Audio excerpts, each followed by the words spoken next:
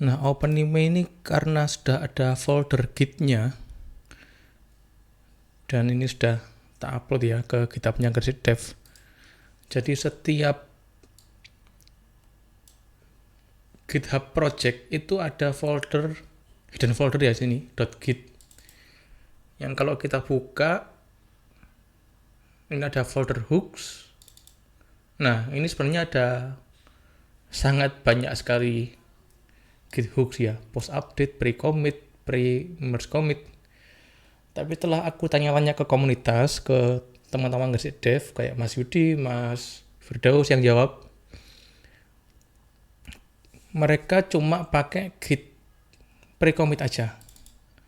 Nah, kita baca example hook script to verify what is about to be committed.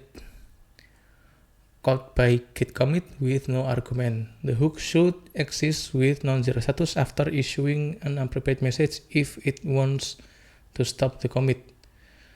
To enable this hook, rename this file to pre-commit. Nah, jadi ini sebenarnya ini gimana cara Windows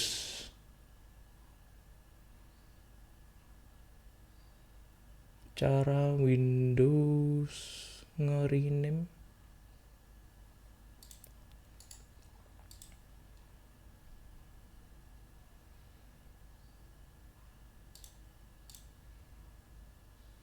Nah, sebenarnya namanya ini ada precommit.sample. Cara ngaktifinnya itu di rename jadi precommit aja, nanti dia aktif. Kalau kita rename dari sini, ini nggak kena.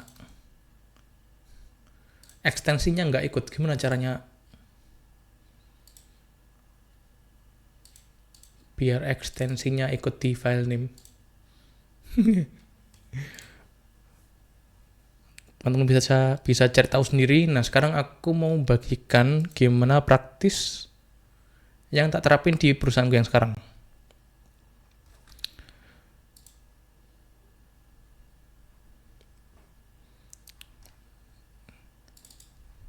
Nah, karena aplikasi OpenIME kita pakai Flutter ya, kita bukain dulu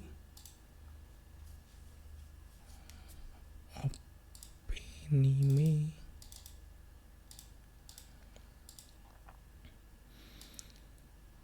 Nah, di sini ada precommit.sh di project di kantorku. Oke, jadi precommit.sh ini ceritanya, teman-teman. Pre-commit, sebelum commit itu kita mau ngapain?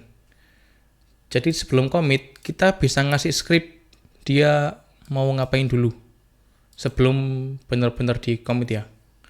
Nah, di praktisku yang sekarang, sebelum commit itu kita ngeran Dart format dulu. Dart format ini agar kayak gini contohnya. Kalau kita save, nah dia spacingnya ketata. Kalau tabulasinya penceng dia ketata. Nah, di sini VS Code sudah aku pasangi pengaman ya, setiap save dia langsung format. Tapi kalau teman-teman yang pakai Android Studio, aku nggak tahu ada pengaturan kayak gitu apa enggak.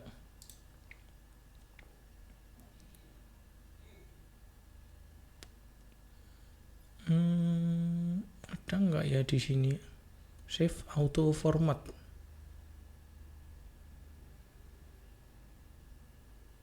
Formatting.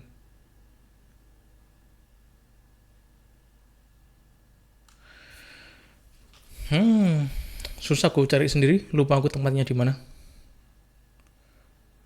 Oke, jadi yang jelas dalam praktisnya ketika tim atau ketika aku sendiri commit, aku ingin codingnya sudah dalam keadaan terformat ya. Dart format. Jinjeng, kalau VS Code nggak kelihatan. Begitu kita Dart format sebenarnya langsung jadi kayak gini tadi. Formatting yang kacau langsung jadi rapi.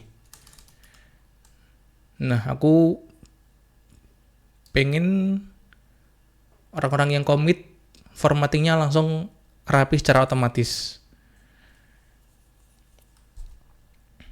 Oke. Jadi ini bisa aku copy. Kita paste di sini. Ya, ini pre-commit. Tapi ini bentuknya script ya, belum berupa actionable yang ada di dalam folder kita nanti akan tak bahas. Praktis yang kedua itu git pre-push. Pre-push ini aku terapin dia ngeran Flutter Analyze. Apa itu Flutter Analyze? Nah, jadi di IDE kita itu ada problems. Kalau kita nggak rapi ya, misalkan di sini aku import juga Cupertino.dart. Aku save. Nah, ini ada ini warning. Ini Cupertino nggak penting loh, karena yang kita pakai semua sudah ada di material. Nah, ini unnecessary import. Ini kalau kita run Flutter Analyze. Nah, satu issue found. Nah, ini maksudnya dari yang ini tadi. Nah, jadi ketika orang nge-push, ketika teman-teman atau timku nge-push ya, nah ini kita berharap nggak ada warning seperti ini, atau nggak ada sesampaian yang sebenarnya bisa dibersihkan. Nah, jadi kita pasang pengaman biar ketika nge-push ini di-cancel. Nah, jadi Flutter Analyze, ketika dia ada result, dia exit. Flutter Analyze error, nah itu dia exit. Nggak jadi nge-push, nggak bisa nge-push kecuali kita solve analyzer-nya dulu. Nah, kita jadi, kita copy. Kok di sini?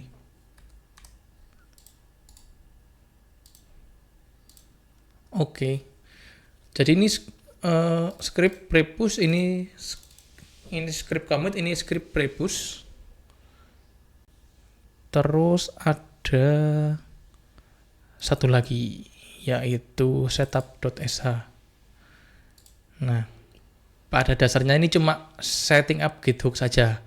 Jadi kita buat file baru yang bakal ditaruh /git/hooks/prepush. Nah, ini nggak ada ekstensinya. Kalau tadi di contohnya bawaannya git itu formatnya .sample gini. Tadi kan kita diperintahkan kalau mau enable prepush atau pre-commit, kita harus rename filenya jadi nggak ada .sample-nya ini.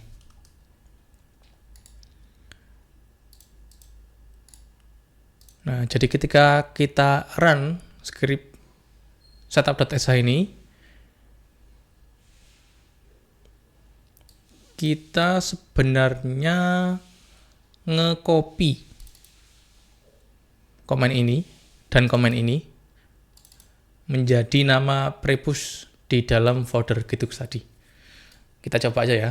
Jadi ini tak taruh kanan.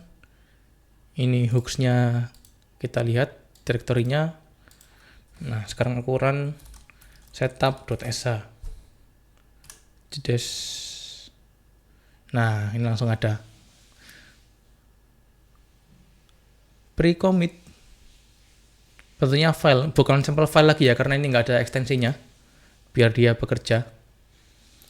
Nah, kalau sekarang kita sudah masukin script prepush di sini, ini kan lagi ada warning ya. Ada Flutter Analyze warning.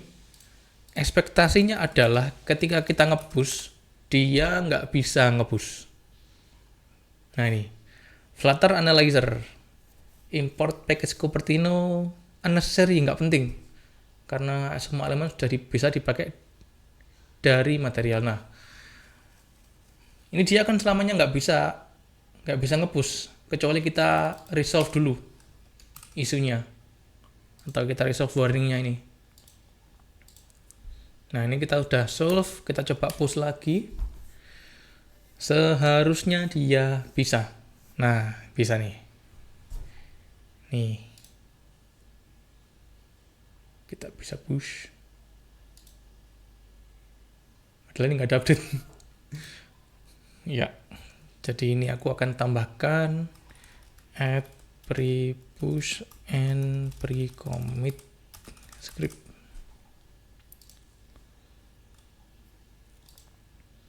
Oke, aku udah tambahkan. Terus sekarang aku tinggal pull request.